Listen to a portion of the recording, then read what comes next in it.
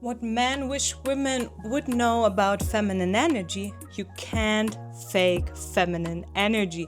And the unpopular opinion: most men, they aren't afraid of strong women. They're afraid of women who don't leave any space for them to show up. So, this episode isn't about changing who you are, it's about understanding what actually creates connection, because sometimes what we call strength is just self protection in disguise. So, grab your coffee because we're going real. If you're new here, welcome to Telenovela Jasmin and Dating Secrets. And if you watched already episode 7, this one's the continuation. So if you haven't watched episode 7 yet, now would be the time. Energy always speaks before words. So men feel feminine energy before they even hear a single word. And it's not about the looks, it's not about the outfit, it's more about the tone, the pace, and especially the presence. And ever been on a date where everything just looked perfect, but something kind of fell off? Maybe, you were saying all the right things, but inside you were a little bit tense and a kind of a discomfort. And that's the moment he feels the energy and not the words. So, masculine energy doesn't respond to perfection, it responds to ease, the feeling of she's good with herself. So, question to yourself: have you ever felt someone's energy shift without them saying a word? And I hear it all the time. Where are the confident men? But sometimes they're right there. We just don't make space for them to be confident. We plan the date, we text first, we drive the conversation, we fix even the vibe when it gets awkward. And then we wonder why no one steps up. And it's not that men disappeared, it's that they stopped feeling needed, and no one thrives where they feel unnecessary. And this isn't about dimming independence, it's about creating space for polarity, that natural pull between masculine and feminine that keeps attraction alive. And when men talk about feminine energy, they don't mean quiet, they mean at ease. The woman who takes a breath before answering, who loves easily, who's not managing the moment. And a male friend once told me, when she finally relaxed, I finally exhaled too.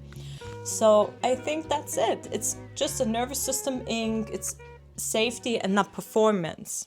Did you know that men notice all the small things? And, when you wave of help, when you interrupt their ideas, or even explain every decision, and, they don't see it as confidence, they feel it more as resistance. And another friend of mine once told me that, he stopped trying to, because his girlfriend, she didn't leave any space for him at all. And men don't want control, they want impact, and they want to feel like their presence matters. So, you can hold boundaries and still let people show up for you, and that's real strength. Every man reads energy through how he feels in your presence. So, does he feel calm or on trial? Does he feel invited or managed? And, if he feels trusted, then he steps up. And if he feels tested, then he withdraws.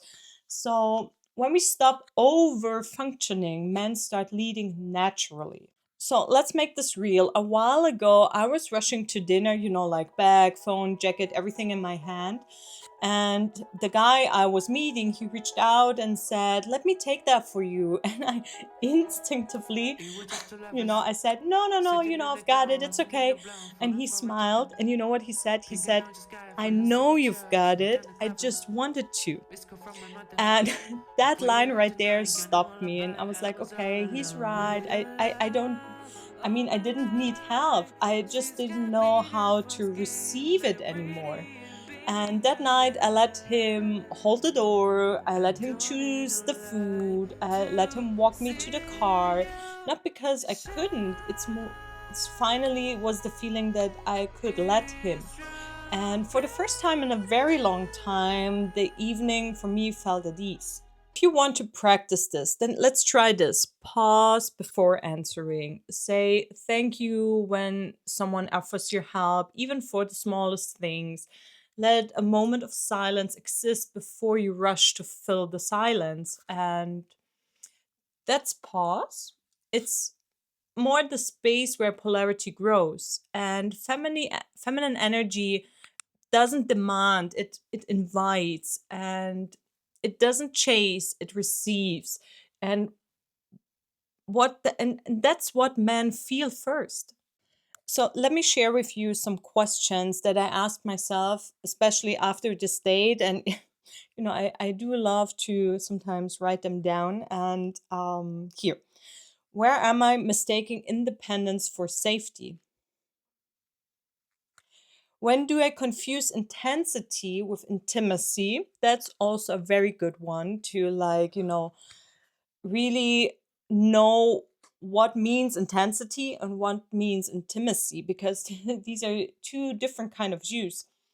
Then what part of me still believes love has to be earned?